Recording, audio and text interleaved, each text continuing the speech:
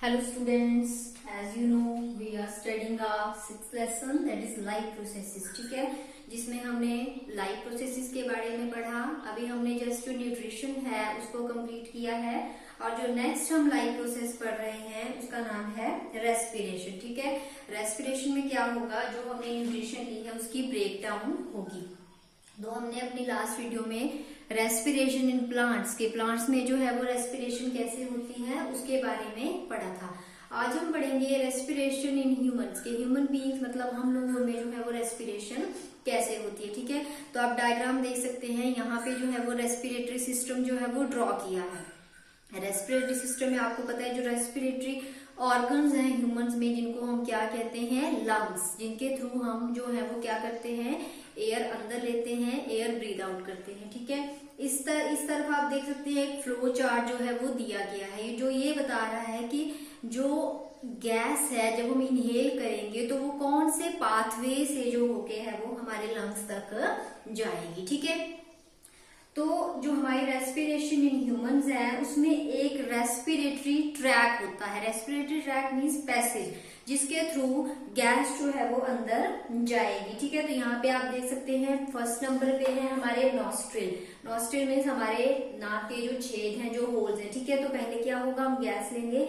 Nostrils जो दो holes है वहां से गैस, जो पर्टिकुलर जो गैस है, ऑक्सीजन है जैसे, वो हम अंदर लेंगे. फिर हमारे नॉस्ट्रिल के अंदर जो है वो एक नेजल चैम्बर प्रेजेंट होगा. ये है हमारा nasal chamber. This one is nasal chamber. ठीक है, तो नेजल चैम्बर के बाद ये जो एंड है, जहां पे नेजल चैम्बर का एंड होगा वो रीजन है हमारा फेरिंग्स रीजन. ठीक है, फेरिंग्स रीजन जो है वो हमने न्यूट्रिशन में भी देखा था. तो ये है हमारा नेजल चैम्बर और ये है हमारा, जहां पे ये एंड हो रहा है, ये है हमारा फेरिंग्स रीजन. ठीक है, फेरिंग रीजन के साथ जो कनेक्टर पार्ट है, this is our larynx. Larynx means voice box, जो आपने 8th क्लास में पढ़ा है. ठीक है, तो पहले नॉस्ट्रल में जाएगी गैस, उसके बाद नेजल चैम्बर में जाएगी, फेरिंग्स में जाएगी, लैरिंग्स में जाएगी. लैरिंग्स के बाद जो एक ट्यूब लाइक स्ट्रक्चर में जाएगी जिसको हम कहेंगे ट्रैकिया. ये जो है वो बहुत ही इंपॉर्टेंट पार्ट है, which is called wind pipe. ठीक है, इनको हम वन बाय वन जो है वो डिस्कस करेंगे. जस्ट पहले आप एक पाथ देख लीजिए कि कैसे जो है वो गैस अंदर जाएगी. ठीक है, ट्रैकिया में पहुंच गए. ट्रैकिया में आप देख सकते हैं ये रिंग्स जो है वो प्रेजेंट है. ये रिंग्स क्यों प्रेजेंट है, ताकि कोलैप्स जो है वो ना हो. ठीक है, जो भी पैसेज जा रहा है वो ऐसी चीज जो है वो चलता रहे. फिर ट्रैकिया के बाद मान लो ये ट्यूब लाइक स्ट्रक्चर है, तो ट्रैकिया की बाइफरकेशन हो जाएगी. इस तरह से आप देख सकते हैं ये ट्रैकिया है, इसकी बाइफरकेशन हो गई है.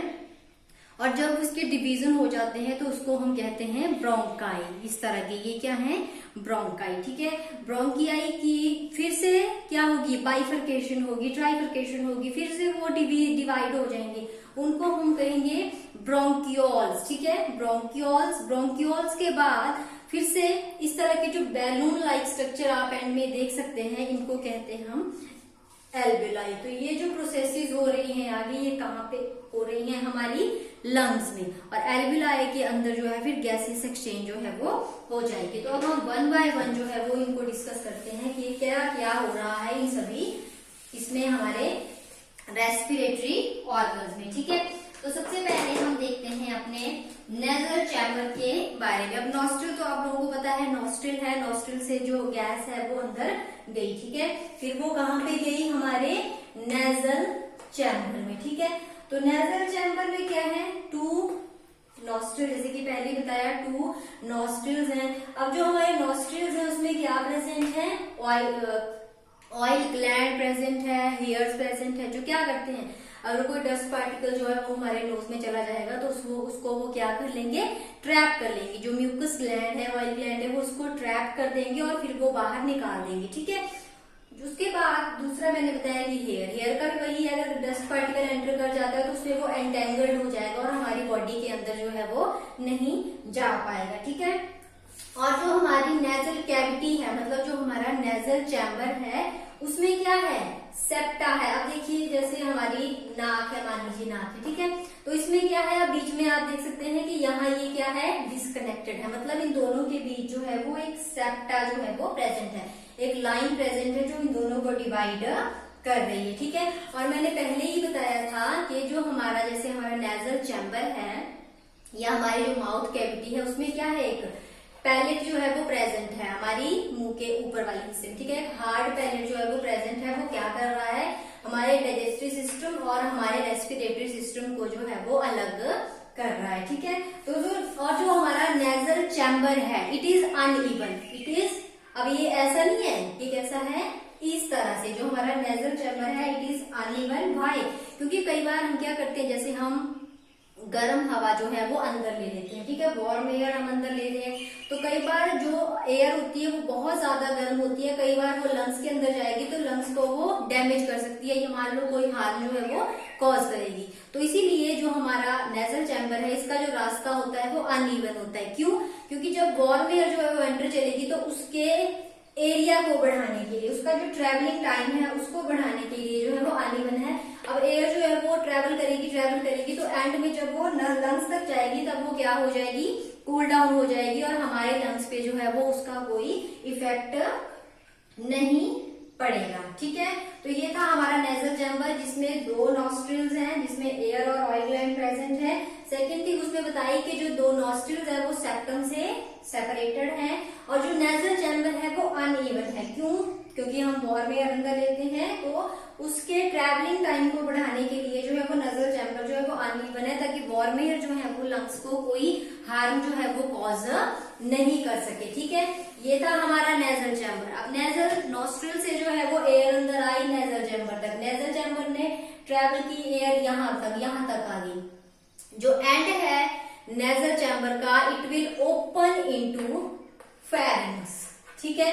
अब जो एयर है वो हमारी कहाँ पहुंच गई, हमारे फेरिंग्स रीजन में, ठीक है।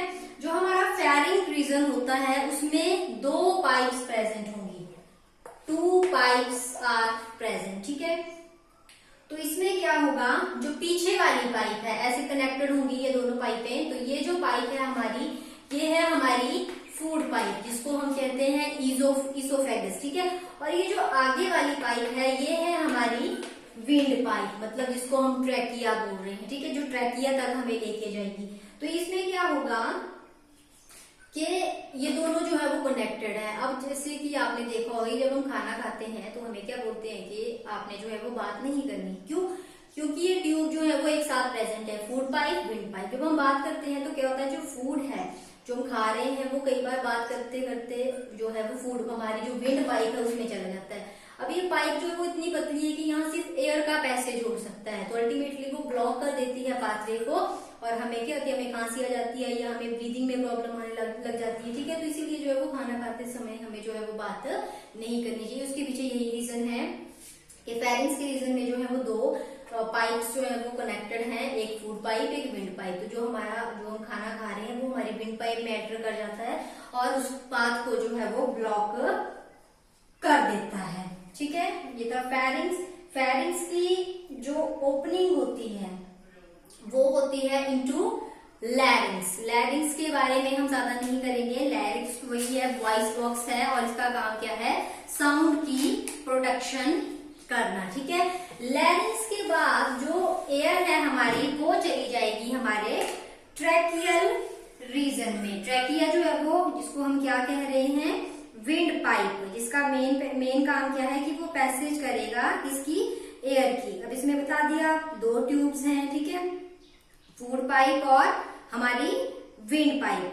तो जो ट्रैकियल सिस्टम है वो बहुत ही ज्यादा इंपॉर्टेंट है और ट्रैकिया की जो ओपनिंग होती है, ट्रैकिया की जो ओपनिंग होती है उसको हम कहते हैं ग्लॉटिस, ठीक है। ट्रैकिया की जो ओपनिंग होती है उसको हम कहते हैं ग्लॉटिस और ये एक फ्लैप लाइक स्ट्रक्चर से जो है वो कवर्ड होता है जिसको हम कहते हैं एपिग्लॉटिस, ठीक है। मान लीजिए कि ये है, जैसे ये इस तरह से जो है वो ट्रैकिया प्रेजेंट है, ठीक है। तो इसमें क्या होगा कि एक रीजन होगा, ओपनिंग जो होगी इसकी ओपनिंग, इसको हम कहेंगे ग्लॉटिस और ये फ्लैप लाइक स्ट्रक्चर से जो है वो कवर होगा जिसको हम कहेंगे एपिग्लॉटिस। बेसिक आपने चीज यही याद रखनी है कि ट्रैकिया को जो है हम क्या कह रहे हैं, विंड पाइप कह रहे हैं, जो किसमें ओपन होगी फिर जिसकी बाइफर्केशन हो जाएगी and it will open into the lungs, जो लंग्स तक लेके हमें जाएगी। लंग्स जो है which are the main primary respiration organ, main organ है वो जो रेस्पिरेशन में हेल्प करते हैं, ठीक है। अब आगे जो जैसे ये ट्रैकिया है, ठीक है, ये है हमारा ट्रैकिया, ट्रैकिया की बाइफर्केशन हो जाएगी, ठीक है, ये इनको हम कहेंगे ब्रोंकाई, ठीक है। ब्रोंकाई की फिर से बाइफर्केशन हो जाएगी, फिर से ये टूट जाएंगे, इनको हम कहेंगे ब्रोंकियोल्स, ठीक है। पहले ट्रैकिया डिवाइड किया, इसकी बाइफर्केशन हो गई इनटू लंग्स, तो इसको हम कहेंगे, पहले जब ये दो है तो ये हो गए ब्रोंकाई, उसके बाद ये फिर से डिवाइड किए, उनको हम कहेंगे ब्रोंकियोल्स, और आगे जाके जब ये सर्कुलर स्ट्रक्चर जो है वो उनके स्ट्रक्चर से साथ इस तरह से लग जाएंगे तो इनको हम कहेंगे एल्वियोलाई, ठीक है। तो हम जो है वो ट्रैकिया तक पहुंचे थे, ट्रैकिया के बाद अब फर्दर जो प्रोसेसेस चलेंगी वो चलेंगी हमारे लंग्स के अंदर, ठीक है। तो जो लंग्स हैं उनको क्या है, स्पॉन्जी स्ट्रक्चर होता है हमारे लंग्स का, ठीक है, इसको बोलते हैं सनकिन स्ट्रक्चर, सनकिन स्ट्रक्चर। और सनकिन स्ट्रक्चर इसको क्यों बोलते हैं, क्योंकि ये सेल्फ एक्सपैंड और कॉन्ट्रैक्ट हो जाता है, मतलब जैसे एयर आएगी वो क्या हो जाएगा, एक्सपैंड हो जाएगा, एयर बाहर चलेगी वो कॉन्ट्रैक्ट हो जाएगा, ठीक है। और जो हमारा लंग्स है इसमें जो डैमेज है इट इज इरिवर्सिबल, मतलब अगर एक बार ये डैमेज हो गया तो इसको हम क्या कर सकते हैं, रिवर्सिबल नहीं कर सकते। इरिवर्सिबल चेंजेस आपने पढ़े हैं, तो डैमेज जो है वो इरिवर्सिबल है, ये बहुत ही ज्यादा इंपॉर्टेंट है। अब कोई ऑर्गन मान लो हार्ट की देखो ट्रांसप्लांटेशन हो जाती है, ठीक है, किडनीज जो है वो आर्टिफिशियल किडनी बन जाती है, लेकिन अगर एक बार लंग्स डैमेज हो गए तो वो नहीं मिलेंगे। दैट्स वाई आजकल आप देख सकते हैं कि कोरोना की वजह से वो इतनी ज्यादा डेथ हो रही है, क्योंकि लंग्स ही नहीं बच रहे हैं, तो उनका जो डैमेज है वो irreversible, ultimately it will leads to death, ठीक है। और लंग्स में आप हमेशा देखोगे कि देयर आर टू लंग्स, ठीक है, टू लंग्स हैं, इस तरह से मान लीजिए, ठीक है, राइट लंग लेफ्ट लंग, ठीक है। तो इसमें जो हमारा राइट लंग होगा वो हमेशा बड़ा होगा, right lung is larger than that of our left lung, okay, ठीक है। इसका जो वेट होता है राइट लंग का it is 625 and it is 575 gram, ठीक है। तो अभी ये क्वेश्चन आता है कि जो राइट लंग है ये हमेशा लेफ्ट लंग से जो है वो बड़ा क्यों है, क्योंकि अब आपको पता है कि इन दोनों के बीच में क्या प्रेजेंट है, हमारा हार्ट प्रेजेंट है, ठीक है। तो हार्ट जो it is present in the form of tilted, ये थोड़ा टेढ़ा प्रेजेंट है, और किसकी तरफ है ये तिरछा, टुवर्ड्स द लेफ्ट लंग, इसीलिए जो राइट लंग है वो हमें बड़ा दिखता है, मतलब उसका स्ट्रक्चर बड़ा है, और लेफ्ट जो लंग है उसका स्ट्रक्चर क्या है, छोटा है, ठीक है। और जो हमारे लंग्स होते हैं जो एक कवरिंग से जो है वो कवर्ड है उसको हम कहते हैं प्लूरा, ठीक है, pleura is the covering of lungs. तो ये था लंग्स के बारे में कि प्लूरल ये कवरिंग है, और उसको हम क्या कह रहे हैं, वो प्रोटेक्टिव है फंक्शन में, वो लंग्स को जो है वो बचाएगी, ठीक है। ये थे लंग्स जो प्राइमरी रेस्पिरेटरी ऑर्गन्स हैं। तो हमने ट्रैकिया के बाद ब्रोंकाई पढ़े, ब्रोंकाई में वो टूट गया, ठीक है। तो ब्रोंकाई में क्या होगा, ब्रोंकियोल्स प्रेजेंट होंगे, उसका काम वही होगा एक्सचेंज, मैंने पहले बता दिया, ट्रैकिया है, बाइफर्केशन होगी, फिर से ट्राइफर्केशन होगी and it will lead into the alveoli. Alveoli क्या है, these are the balloon like structure, balloon की तरह जो स्ट्रक्चर प्रेजेंट है उनको हम कहेंगे एल्वियोलाई। और चाहे एयर जो है वो प्रेजेंट होगी या नहीं प्रेजेंट होगी, मतलब ये जो है ये ऐसे ही रहेंगे एज इट इज, मतलब ये स्वोलन ही रहेंगे, चाहे गैस भरी है चाहे नहीं भरी है। इवन जो जिस आदमी की डेथ हो गई होती है उसके भी ये एल्वियोलाई है वो ऐसे ही प्रेजेंट होते हैं, these are balloon like structure, ठीक है। जो ब्रोंकियोल्स पहले कहाँ गई, हमारा नेजल चैम्बर से गया, नेजल चैम्बर के बाद फेरिंग्स में गया, फेरिंग्स के बाद लंग्स में गया, सॉरी लैरिंग्स में, लैरिंग्स के बाद ट्रैकिया में, ट्रैकिया के बाद ब्रोंकाई, ब्रोंकियाई के बाद ब्रोंकियोल्स, ब्रोंकियोल्स के बाद आते हैं हमारे एल्वियोलाई। यहाँ पे जो है वो गैसेस की एक्सचेंज होगी। तो आपने जो है वो थोड़ा थोड़ा इसके बारे में लिख देना है, बाद में उसके बाद जो है वो पैसेज ड्रॉ कर देना है कि एयर जो है वो कहाँ से कहाँ जाएगी, ठीक है। एक बार डायग्राम में देख लेते हैं, यहाँ क्या होगा, पहले एयर जो है वो हमारे नेजल चैम्बर, जो हमारे नॉस्ट्रिल है, मान लो यहाँ पे नॉस्ट्रिल प्रेजेंट है, नॉस्ट्रिल से जो है वो नेजल चैम्बर में गई, ठीक है। नेजल चैम्बर से क्या होगा, नेजल चैम्बर में जो है वो हेयर्स प्रेजेंट है, ठीक है। हेयर्स प्रेजेंट है तो वो क्या करेगा कि उसको फिल्टर कर देगा। मान लो कोई अनवांटेड मटेरियल जो है वो हमारी बॉडी में एंटर कर रहा है, उसको वो फिल्टर कर देगा, ठीक है। उसके बाद वो कहाँ जाएगा, हमारे फेरिंग्स रीजन में जाएगा। फेरिंग रीजन के बाद जो है वो लैरिंग्स में जाएगा।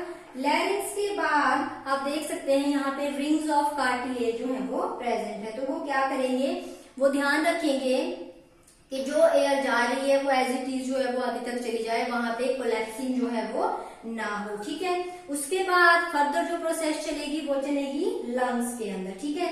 जो हमारा ट्रैकियल पैसेज है वो डिवाइड हो जाएगा इनटू स्मॉलर ट्यूब्स, इनको हम कहेंगे balloon like structure alveoli. Alveoli में क्या होगा, गैसेस एक्सचेंज होगी, ठीक है। अब आपको पता है ब्रीदिंग जो मैकेनिज्म है वो पहले बता दिया। जब हम क्या करेंगे, इनहेल करेंगे, ठीक है, इनहेल करेंगे, मैंने बताया था। अब हमारे लंग्स हैं, रिब्स हैं, ये है हमारी रिब्स, ठीक है, रिब्स हैं, लंग्स हैं। तो क्या होगा, जब हम इनहेल करेंगे, गैस अंदर लेंगे तो क्या होगा, ये जो रिब्स हैं वो ऊपर चली जाएंगी, जो हमारा नीचे वाला डायफ्राम है सीधा हो जाएगा, यहाँ पे जो एयर कैविटी है वो भर जाएगी। इसके लिए आप अपनी प्रीवियस वीडियो देख सकते हैं कि रेस्पिरेशन जो है वो कैसी होगी, इनहेलेशन कैसी होगी और एक्सहेलेशन जो है वो कैसी होगी। तो अब हम गैस एक्सचेंज के बारे में पढ़ लेते हैं कि जो गैस एक्सचेंज होगी वो कैसे होगी। और रेस्पिरेटरी सिस्टम के बारे में हमने पढ़ लिया, जो पाथवे था वो भी हमने पढ़ लिया। लेकिन अब नेक्स्ट जो टॉपिक हमारे पास आता है वो ये है कि एक्सचेंज जो है वो कैसी होगी। एक्सचेंज होगी तभी क्या चलेगा, आगे जो हमारा मैकेनिज्म है वो चलेगा, ठीक है। कि क्योंकि जो एक्सचेंज है वो बहुत ज्यादा जरूरी है। तो पहले एक्सचेंज में हम देखेंगे इनहेलेशन। इनहेलेशन में हम क्या करेंगे, इनहेलेशन में हम गैस को अंदर लेंगे, ठीक है। इनहेलेशन ये है हमारी गैस एक्सचेंज।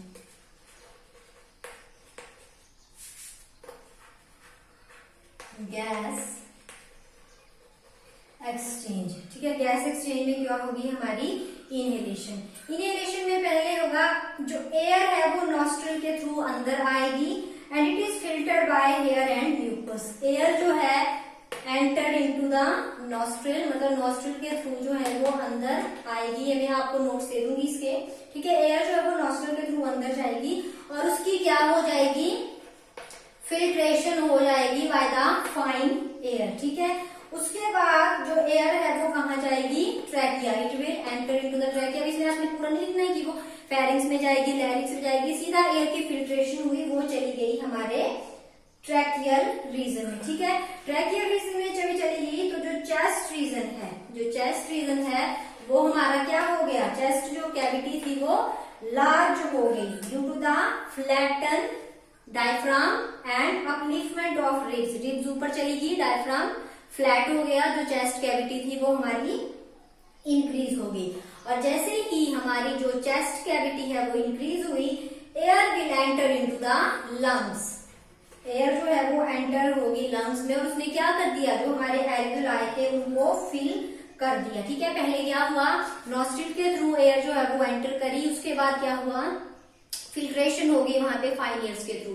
उसके बाद ट्रैकियल रीजन में गई, ट्रैकियल रीजन के बाद चेस्ट कैविटी में गई, जो रिब्स हैं वो ऊपर चले गए, डायफ्राम जो है वो फ्लैटन हो गया और चेस्ट कैविटी लार्ज हो गई। उसके बाद अल्टीमेटली जैसे ही चेस्ट कैविटी बढ़ी, गैस जो है वो फटाफट लंग्स में एंटर कर गई और लंग्स जो है वो ब्रोंकाई, लंग्स से ब्रोंकाई, ब्रोंकियोल और अल्टीमेटली उसने जो हमारे एल्वियोलाई हैं उसको क्या कर दिया, फिल कर दिया, ठीक है। तो ये थी हमारी इनहेलेशन। इनहेलेशन के बाद नेक्स्ट आती है हमारी exchange. Exchange of O2 and CO2, ठीक है। O2 और CO2 की जो है वो कैसे, एल्वियोलाई में, इन एल्वियोलाई। एल्वियोलाई में अब ऑक्सीजन भर गई, ठीक है। तो क्या होगा आगे प्रोसेस, इसमें क्या होगा, जो ऑक्सीजन है, अब स्ट्रक्चर देखिए, एल्वियोलाई, ये मान लीजिए ये हमारी क्या है, एल्वियोलाई, ठीक है। एल्वियोलाई के अराउंड जो है वो वेसल्स प्रेजेंट है, वेसल्स प्रेजेंट है, ठीक है। तो ये वेसल्स में क्या भरा हुआ है, कार्बन डाइऑक्साइड कहाँ से आई? हमारी बॉडी से, ठीक है। हमारी बॉडी से CO2 आई, CO2 जो है इन ब्लड वेसल्स में चली गई। फिर क्या होगा, जो हमारी एल्व्यूलाई है, अब ये जो है वो कनेक्टेड हैं, तो ये क्या करेंगी, इन एल्व्यूलाई से ये जो ब्लड वेसल्स हैं ये ऑक्सीजन ले लेंगी और अपनी CO2 जो है वो एल्व्यूलाई को दे देंगी, ठीक है। समझ गए? ये बार फिर से लिख लीजिए, एल्व्यूलाई प्रेजेंट है, एल्व्यूलाई के अराउंड जो ब्लड वेसल्स प्रेजेंट है उनमें प्रेजेंट है हमारी कार्बन डाइऑक्साइड। वो कहाँ से आ रही है? हमारी बॉडी से आ रही है, ठीक है। तो वो क्या करेंगी कि जो CO2 जो ब्लड वेसल्स में भरी हुई है वो अपनी CO2 जो है वो एल्व्यूलाई को दे देंगे, मतलब एल्व्यूलाई जो है वो CO2 से भर जाएंगे और जो उन्होंने ऑक्सीजन ली थी, जो हमने इनहेल की थी, वो हमारी ब्लड वेसल्स को दे देंगी। ब्लड वेसल जो हमारी बॉडी को दे देंगी और हमें जो है वो क्या होगा, एनर्जी मिल जाएगी। अब ऑक्सीजन क्यों चाहिए हमें, ठीक है। तो इसमें फर्स्ट प्रोसेस क्या हुई, oxygen is taken up by the alveoli to the blood vessel. Oxygen को किसने ले लिया? हमारी ब्लड वेसल्स ने ले लिया, ठीक है। और जो हमारी ब्लड वेसल्स हैं उन्होंने क्या किया, रिलीज कर दी CO2, ठीक है। जो CO2 थी वो इन्होंने रिलीज कर दी इनटू आर एल्व्यूलाई, ठीक है। पहले क्या हुआ, ऑक्सीजन जो है वो ब्लड वेसल से जो है वो ब्लड वेसल ने ले ली एल्व्यूलाई से, फिर ब्लड ने क्या किया, जो कार्बन डाइऑक्साइड थी जो ब्लड वेसल्स ने एल्व्यूलाई में दे दी, ठीक है। फिर जो हमारा HB जो हीमोग्लोबिन प्रेजेंट था हमारे ब्लड में, उसने ऑक्सीजन ले लिया, ठीक है। एंड ऑक्सीजन जो है वो ट्रांसपोर्ट हो गई इनटू द होल बॉडी। इसमें मेन यही हुआ कि ब्लड वेसल्स प्रेजेंट हैं, ब्लड वेसल्स ने एल्व्यूलाई से जो है वो ऑक्सीजन ले ली, अपनी CO2 जो है वो यहाँ ले ली। जैसे ही ब्लड वेसल्स में ऑक्सीजन आई वो होल बॉडी में जो है वो ट्रांसपोर्ट हो गई, जिस भी बॉडी को हमारे ऑक्सीजन चाहिए था वो पूरी बॉडी में पहुंच गई। तो ये हो गई हमारी एक्सचेंज। एक्सचेंज के बाद जो नेक्स्ट हमारे पास आता है वो है हमारी एक्सहेलेशन। अब इनहेलेशन हो गई, एक्सचेंज भी हो गई, अब होगी एक्सहेलेशन, ठीक है। तो एक्सहेलेशन में क्या होगा, एक्सहेलेशन में जो CO2 है, अब CO2 है, ठीक है, पहले वो तो वो ब्लड में जाएगी, ठीक है, मतलब ब्लड में वो चली गई, जैसे ब्लड में चली गई, जैसे पहले बताया ना ब्लड वेसल्स हैं, बॉडी ने अपनी CO2 ब्लड वेसल को दी, ब्लड वेसल ने अपनी जो CO2 थी वो एल्व्यूलाई को दे दी। तो एल्व्यूलाई को दी तो जो हमारी चेस्ट कैविटी है वो क्या हो जाएगी, अब जो डायफ्राम है, अब एल्व्यूलाई ने जो है वो उस कार्बन डाइऑक्साइड को बाहर भेजना है, ठीक है, क्योंकि CO2 को जो है वो अपनी बॉडी के अंदर नहीं रख सकते, इवन वो तो लंग्स के अंदर प्रेजेंट है। तो फिर से वही होगा जो हमने ब्रीदिंग में पढ़ा था, जो हमारी चेस्ट कैविटी है अब वो क्या हो जाएगी, छोटी हो जाएगी, क्योंकि अपने उसने गैस को जो है वो बाहर निकालना है। तो डायफ्राम जो है वो अपनी ओरिजिनल पोजीशन पे आ जाएगा, रिब्स जो है वो नीचे आ जाएंगी और जो गैप है वो कम हो जाएगा और अल्टीमेटली जो CO2 थी वो हमारी बॉडी से जो है वो बाहर निकल जाएगी, ठीक है। हमने जो है वो रेस्पिरेशन के बारे में पढ़ा कि रेस्पिरेटरी मैकेनिज्म जो है वो कैसे कैसे चलता है। पहले हमने इनहेलेशन में पढ़ा, इनहेलेशन में क्या होगा, हम गैस अंदर लेंगे, जैसे ये है, ठीक है, ये रिब्स हैं, ये डायफ्राम है। इनहेलेशन में क्या होगा, रिब्स जो है वो ऊपर चली जाएंगी, डायफ्राम जो है वो फ्लैट हो जाएगा, यहाँ जो है वो भर जाएंगे, ठीक है। उसके बाद दूसरे में हमने पढ़ा कि एक्सचेंज हुई, एल्व्यूलाई है, एल्व्यूलाई के बाद जो है वो ब्लड वेसल्स है, ब्लड वेसल्स ने क्या किया, बॉडी से CO2 ली, CO2 भर ली और अपनी CO2 जो है वो एल्व्यूलाई के दे दी। बदले में क्या किया, जो इसमें ऑक्सीजन भरी हुई थी इनहेलेशन के ड्यूरिंग, उसने किसको दे दी, ब्लड वेसल को दे दी, ब्लड वेसल ने जो है वो पूरी बॉडी में ट्रांसपोर्ट कर दी, ठीक है। और नेक्स्ट टाइम में क्या हुआ, ये जो इसमें CO2 भर दी थी, अब इसने क्या किया, एक प्रेशर क्रिएट किया हमारी चेस्ट कैविटी में कि मैंने जो है वो इस ऑक्सीजन को बाहर निकालना है। तो क्या हुआ, जो हमारी रिब्स थी वो फिर से क्या आ गई, नीचे आ गई, जैसे ही प्रेशर ने नीचे आ गई, डायफ्राम ऊपर चला गया और क्या हुआ, एक फोर्स के साथ जो है हमारी जो एयर थी वो ट्रैकियल रीजन में गई, ट्रैकियल रीजन में हमारी फेरिंग्स रीजन में गई, फेरिंग्स रीजन से नेजल चैम्बर में गई, नेजल चैम्बर से वो बाहर चली जाएगी। तो अगर आपने जो आपको वो वाला फ्लोर चार्ट जो मैंने पहले बताया तो वही लर्न हो जाता है, तो इनहेलेशन में आप उसको लिख सकते हो। एक्सहेलेशन में वो बिल्कुल अपोजिट चला जाएगा, एक्सहेलेशन में आएगा alveoli, bronchi, bronchioles, trachea, लैरिंग्स, pharynx, nasal chamber and nostril. और जब इनहेलेशन चलेगा तो इनहेलेशन में आप जैसे चलोगे नॉस्ट्रिल, नजल चैम्बर, ट्रैकिया, उसके बाद ब्रोंकाई, ब्रोंकियोल्स, एल्वेलाई, ठीक है। तो इस तरह से जो है वो रेस्पिरेशन होती है ह्यूमन बीइंग्स में, और एक्सचेंज जो है वो भी मैंने आप लोगों को बता दी, ठीक है। तो अब हम अपना जो नेक्स्ट वीडियो है उसमें ट्रांसपोर्टेशन जो है वो डिस्कस करेंगे। बाकी इसके रिगार्डिंग अगर कोई प्रॉब्लम होगी तो आप पूछ सकते हैं। Thank you.